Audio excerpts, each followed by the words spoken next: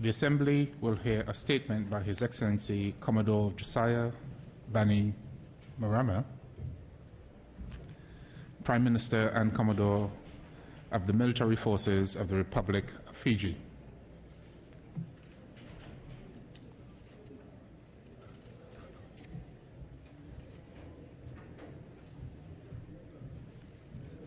I have great pleasure in welcoming the Prime Minister and Commodore of the Military Forces of the Republic of Fiji.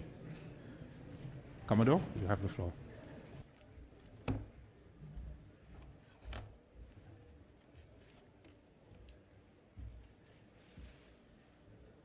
The President of the United Nations General Assembly, Mr. Secretary General, Excellencies, distinguished colleagues, ladies and gentlemen. At the outset, I wish to congratulate you, Mr. President, on your election to the presidency of the General Assembly's 68th session and express my confidence that under your able and wise guidance, this session will successfully accomplish its many tasks. I would also like to pay tribute to the tireless efforts of your predecessor, His Excellency Mr. Voreqe, and extend my appreciation for the effectiveness with which he directed the work of the last session. Mr. President, Fiji reached a pivotal moment in its history earlier this month when His Excellency the President of the Republic of Fiji promulgated the nation's new constitution. This constitution introduces the first genuine democracy Fiji will enjoy since we gained independence from the United Kingdom in 1970. 43 years and 3 constitutions later, we finally have a constitution that is worthy of the Fijian people. It is a constitution that meets the test of a genuine democracy that upholds the legal and moral basis of a common and equal citizenry without denying anyone's individuality or culture. The 2013 Fijian Constitution enshrines principles that are at the heart of all the world's great liberal democracies: an independent judiciary, a secular state, and a wide range of civil, political, and socio-economic rights. It recognizes the indigenous peoples of Fiji and their customary practices. It protects the rights of the predominantly indigenous landowners and also of their tenants. Demands accountability and transparency from government officials, builds strong and independent institutions, and replaces our old weighted electoral system with one based on the principle of one person, one vote, one value. This historic achievement is the culmination of a path that Fiji embarked on in 2007 to establish a modern and stable society that can be a proud and responsible part of the global community. Mr. President, for years we struggled as a nation under a system that created different classes of citizens and in which the votes of some Fijians counted more than others. How could we be one nation when our fundamental law said that we were not one people? The very idea of a just and equal society, of an accountable government, of loyalty to the nation state was being eroded from within. There were too many elites that thought that the best way to entrench their own privileges was to sow the seeds of division and undermine our independent institutions. The removals of government in 1987 and 2000 were the most radical expressions of this dysfunction. As a result, tens of thousands of Fijians suffered and many made the decision to leave their home forever, to leave Fiji. As I've said before, this is one of the most shameful episodes of our history, and I'm determined that this must never happen again. We must never allow a fellow citizen to be second class, to be less than an equal of his neighbor. Surely, such a basic principle as this deserves the full support of all nations that would never accept any less for their own people.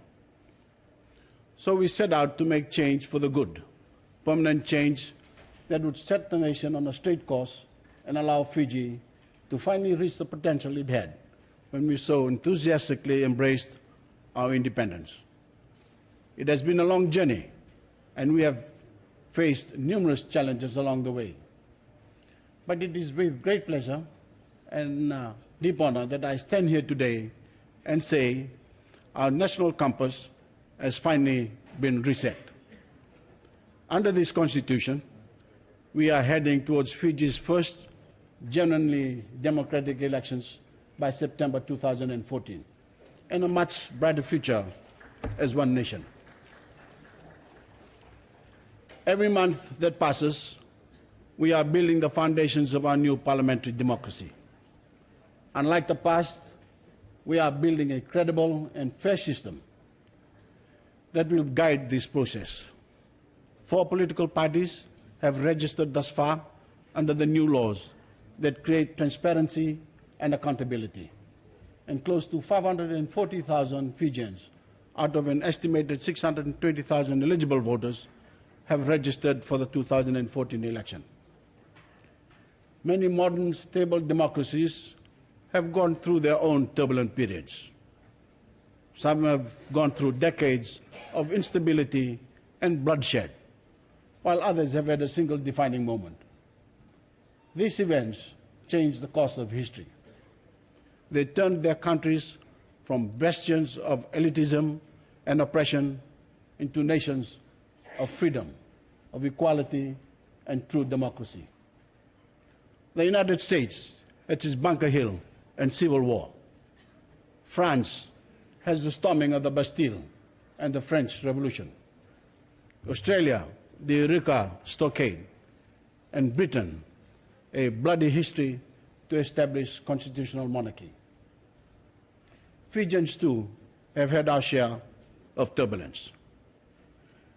Regrettably, and to our great disappointment, some of our oldest friends had no faith in us. They abandoned us and sought to punish us with sanctions. We sought their assistance and understanding, but they turned their back on us. They chose to support a form of democracy, governance, and justice in Fiji that they would never have accepted for themselves. We hope that they see now that we were true to our word. All nations struggle over time to overcome their unique challenges, to correct historic sins, and to be worthy of the principles on which they were founded. We are, in Fiji, no different. Our isolation led us to seek out new relationships that have proven fruitful. Now our standing in the world has never been stronger. A key principle that has guided Fiji's political development and foreign policy, soundly grounded in the Charter of the United Nations, is that we determine our own destinies as sovereign states. At the same time, we recognize the necessity of collaborating with all member states of the United Nations with the aim of sustainable world peace, substantive justice, dignity, and respect for all. It is that spirit of collaboration that inspires us to go beyond parochial interests and to reach out to help others. To this end, it enjoins us to be loyal to common ideals, to goals and values and principles. They remain the guiding beacons as we navigate our way in this millennium. Mr. President, the theme you have set to guide the general debate at the 68th session, which is the post-2015 development agenda, setting the stage, is most fitting for this junction of the road at which the UN stands. In the midst of increasing poverty and underdevelopment during an era of unprecedented wealth accumulation and technical advances, the rift that divides the rich and the poor zones of the world ever widens. We must therefore not lose focus on one imperative of our time, that equality among nations, big and small, is central to the relevance, credibility, and even survival of this global organization. In this regard, we are encouraged by the progress made thus far in the General Assembly to expeditiously launch the follow-up mechanisms agreed at the Rio Plus 20 conference of last year. Throughout the course of this year, the G77 and China has emphasized that the roadmap towards a post-2015 development agenda needs to address the implementation gaps of the MDGs, with poverty eradication remaining an overarching goal. The new development agenda must be universal, applicable and relevant to all member states. Let me also stress that the new development agenda should be centered on economic development which supports both social inclusion and environmental sustainability. Our common desire for a transformative global development agenda beyond 2015 can best be achieved through collective efforts and an enhanced global partnership. These efforts must place the development and well-being of people at its core. If the international community and national governments seriously commit to an agenda for meaningful transformation on structural, institutional, and normative levels, the post-2015 development agenda has the potential of achieving a paradigm shift in global conditions. Mr. President, Fiji's commitment to being a good global citizen is manifested through our ongoing engagement with the United Nations and its associated agencies and secretaries. Our decision to take on the mantle of chairing the Group of 77 plus China for the year 2013 was informed by the fact that Fiji embraces its right as an equal member of the United Nations, and that we must therefore also carry all the due responsibility expected of us amongst this great family of nations. Fiji's commitment to UN peacekeeping remains unwavering. It is a source of great pride that for a nation of our size, we are able to make a meaningful and significant contribution. For the last 3 decades, we have always responded to the call of the UN to serve, including the most difficult circumstances around the world. While fully recognizing the risks involved, Fiji's confidence in its peacekeepers prompted us to provide troops to the Golan Heights this year to assist the UN in a time of need. The many years of service of Fijian troops in the Middle East region, particularly in Lebanon, in Iraq and Sinai, is an asset that our troops take with them to that mission. Fiji also sees police peacekeeping and contributions in the corrections and justice sector as important in building local state institutions that can be run by local authorities once the peacekeeping missions end. And we are building on our many existing commitments in the regard in Liberia, in Darfur, and South Sudan. It is up to us in the General Assembly to ensure that all support possible is given to troop contributing countries and police contributing countries serving on the ground, including through a clear and appropriate policy guidance. For the good of the countries concerned, we must not abdicate that responsibility, and I urge us all to work together in the UN to provide such concrete policy guidance, particularly as we see peacekeeping missions evolve into multi-dimensional and complex missions that differ greatly from early peacekeeping missions. Mr. President, as a Pacific Island nation, Fiji reaffirms its support for the efforts of small island development states to achieve sustainable development. Not only are SIDS acutely vulnerable to the effects of climate change, such as sea level rise, ocean acidification, and the increased frequency of extreme weather events, but for some of us, the threat is to our very existence. Our response to the plight of those most at risk must therefore be characterized by a requisite sense of urgency. The convening of the 3rd International Conference for Sustainable Development of SIDS in 2014 is critical to addressing in a very specific and concrete manner the many challenges faced by SIDS.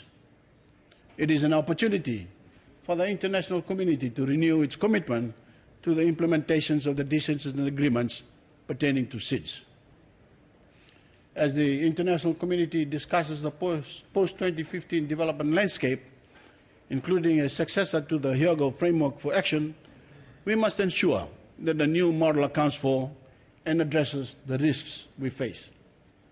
This is particularly relevant for SIDS, where hundreds of millions of dollars in economic losses occur as a result of so-called natural disasters every year.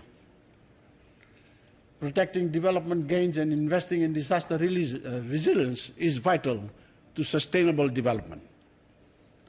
Mr. President, the United Nations efforts to eradicate colonialism must forge ahead within the context of the Special Political and Decolonization Committee, where Fiji is a member.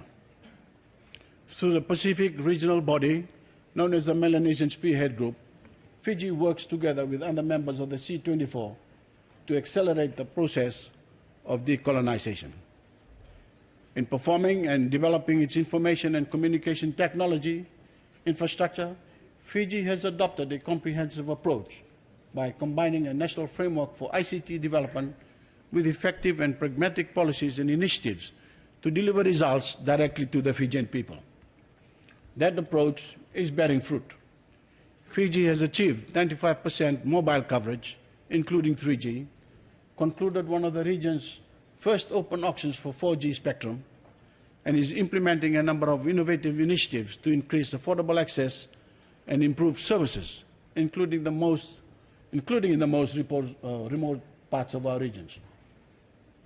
The International Telecommunication Union, in its annual review of more than 150 countries' delivery of ICT infrastructure and services to their populations, gave special recognitions to Fiji as a developing country. Fiji tied for the third largest improvements of any country and is ranked fourth globally in percentage terms, improving by 14%. Mr. President, as the first country to ratify the United Nations Convention on the Law of the Sea, Fiji has kept its oceanic obligations at the core of its foreign policy. While some disconnect exists between what is contained in international instruments and what is not implemented, we need a commitment for clear steps to turn words into actions in order to facilitate the sustainable management of ocean resources and make equitable the share of benefits from their utilization. Fiji hosted the inaugural Pacific Islands Development Forum last month. Its formation, Mr. President, makes the PIDF the only South-South organization in the Pacific region that provides for a multi-stakeholder platform where governments, the private sector, and civil society can discuss what we, Pacific Islanders, need to do to achieve sustainable development. We look forward to a productive 68th session of the United Nations General Assembly.